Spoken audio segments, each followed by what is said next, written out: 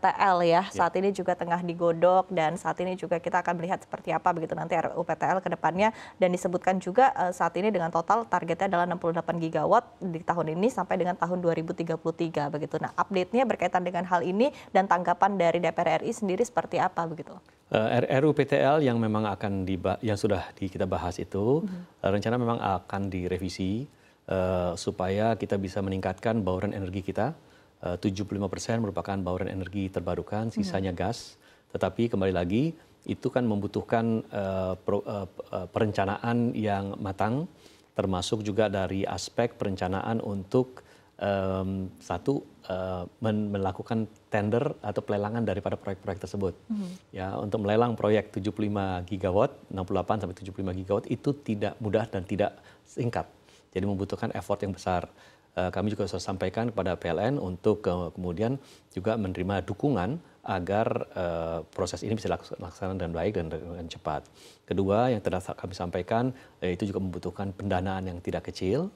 Ya, dan ketiga, kami juga telah menghimbau kepada Kementerian Perindustrian khususnya yang memang menangani sektor industri di Indonesia agar industri-industri kita bisa bersiap-siap agar pertumbuhan di sektor energi terbarukan tersebut bisa sepenuhnya tadi saya sampaikan dinikmati keekonomiannya oleh industri-industri dalam negeri. Mulai dari industri-industri yang memang bergerak langsung di sektor energi terbarukan, solar panel, baterai, dan lain-lain, termasuk industri-industri yang mendukung kegiatan industri solar panel dan baterai dan lain-lain tersebut. Oke, selain dari 2 poin yang sudah kita bahas ya di sepanjang diskusi kita tadi dari sisi pendanaan, kemudian juga dari sisi kemampuan sumber daya manusia, persiapan apa lagi yang sebetulnya perlu dipersiapkan oleh para industri ya untuk menyambut tadi target kita transisi energi dengan target tambahan bauran energi baru terbarukan 75 gigawatt, begitu artinya kan memang opportunity-nya masih sangat besar begitu, sehingga tadi perlu di-grab ya dengan baik begitu oleh para pelaku industri. Apalagi yang sebetulnya perlu dipersiapkan? Ya, tadi saya juga sudah menyinggung sekilas peningkatan keterampilan dan kemampuan kapasitas dari sumber daya manusia kita, SDM kita. Perlu ada reskilling dan upskilling dari SDM kita, termasuk juga mungkin di sektor peningkatan dan penguatan sekolah-sekolah vokasi dan bahkan juga ke perguruan tinggi. Misalkan saja begini, apakah ke depannya Fakultas Teknik Mesin akan lebih mendalami untuk pembuatan dan produksi dari mesin mobil. Ketika masa depan itu kita bicaranya adalah mesin mobil listrik, ya. Jadi mungkin kurikulum itu juga perlu ada penyesuaian. Nah, sehingga saya melihat bahwa ada transformasi dari segi SDM-nya termasuk dari sektor pendidikannya agar ada link and match antara sektor pendidikannya termasuk juga kebutuhan yang ada di lapangan terkait industri energi terbarukan yang investasinya besar dan membutuhkan sumber daya manusia yang besar juga. Oke, baik. Untuk mungkin eksplorasi ataupun juga rencana ya untuk menggunakan sumber-sumber energi baru, sempat sebetulnya kemarin di saat COP29 juga disebutkan salah satu target dari pemerintah adalah penggunaan energi nuklir ya. Nah, ini seperti apa mungkin dari sisi regulasi? Karena memang sudah sebetulnya mungkin sudah ada ya para pelaku usaha 1-2 yang sudah tertarik begitu untuk melakukan pengembangan nuklir, tapi memang masih menunggu aturannya saat ini, Pak Edi. Nah, sejauh ini seperti apa? Kita punya undang-undang tenaga nukliran, tetapi kita telah masukkan pasal-pasal terkait pengembangan energi nuklir di dalam undang-undang energi terbarukan. Dan kita melihat bahwa nuklir itu merupakan energi alternatif yang penting, energi baru, bersih, dan merupakan energi yang berbasis base load.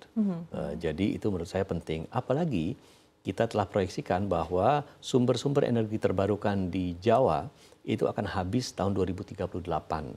Sehingga kita harus bicara nuklir itu sekarang, karena untuk mengembangkan sebuah PLTN nuklir itu dibutuhkan waktu 10 tahun. Tidak hanya dari segi pengembangan teknis saja, tapi yang tadi saya sampaikan mempersiapkan SDM-nya juga. Protokol keamanannya, protokol kemudian ke pelaksanaan operasionalnya dan lain-lain. Nah, itu butuh waktu 10 tahun. Jadi kalau kita kurangi 2038, 10 tahun 2028, artinya kita sudah harus membangun dan membahas permasalahan nuklir itu saat ini. Jadi membangun kapasitas untuk di internal kita agar kita bisa mulai membangun tenaga nuklir. Tidak perlu besar-besar, tenaga nuklir itu pun sekarang sudah ada yang modular, ada yang 100, ada yang 250 megawatt. Dan kita sudah lihat bahwa Indonesia karena berada di dalam ring of fire dan sangat rentan akan gempa, ada 2 daerah di Indonesia yang sudah disurvei dan memang cocok untuk dikembangkan PLTN di sana, yaitu di Kalimantan Barat dan di Bangka Belitung. Jadi saya kira opportunity ada, tinggal kita kemudian mempersiapkan diri, termasuk melakukan sosialisasi kepada masyarakat. Bahwa nuklir itu adalah tenaga yang bersih, tenaga yang aman untuk dikonsumsi, juga memberikan rasa aman dan nyaman kepada masyarakat bahwa risiko terjadinya kebocoran itu relatif sangat minim. Oke, baik. Tadi Anda menyampaikan bahwa undang-undangnya sebetulnya sudah ada, begitu, sudah ada regulasinya. Apakah artinya memang untuk proses pembangunan memang sudah ketika ada dana atau investasi yang sudah tertarik, begitu artinya langsung bisa dieksekusi? Sesungguhnya bisa, tetapi karena undang-undang tenaga nuklir kita itu sudah cukup lama usianya, pasal-pasal yang kita cantumkan di dalam undang-undang yang terbarukan itu sifatnya lebih update dan lebih dibutuhkan oleh kalangan investasi sekarang karena banyak permasalahan terkait transfer teknologi, terkait keamanan yang sekarang sudah jauh lebih advance dibandingkan undang-undang sebelumnya yang kita masukkan di dalam undang-undang tersebut. Oke, apakah nanti ini juga akan masuk begitu dalam salah satu poin untuk RUU EBT? Ada, sudah masuk di dalam EBT. Oke, baik. Tentu nanti kita akan tunggu ya seperti apa ya. Tadi Anda sampaikan Februari ya. Baik, nah terakhir begitu Pak Edi, ketika kita berbicara berkaitan dengan bauran EBT, oke targetnya memang cukup besar begitu ya hingga tahun 2040. Tapi kita lihat lagi ya di tahun 2024 ini, saat ini juga baru sekitar 14%, kemudian di tahun 2025 ditargetkan 23%, ini juga sebetulnya cukup tinggi ya kenaikannya dalam 1 tahun, sehingga menjadi pertanyaan apakah target ini bisa terpenuhi atau tidak begitu. Nah, menurut Anda saat ini seperti apa yang perlu kita upgrade sehingga akhirnya bisa sesuai dengan on track, sesuai dengan target yang telah ditentukan?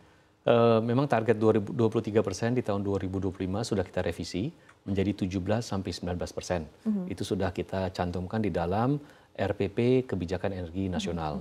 Jadi kita harus mengejar ketertinggalan antara 3-5% saat ini dari 14%.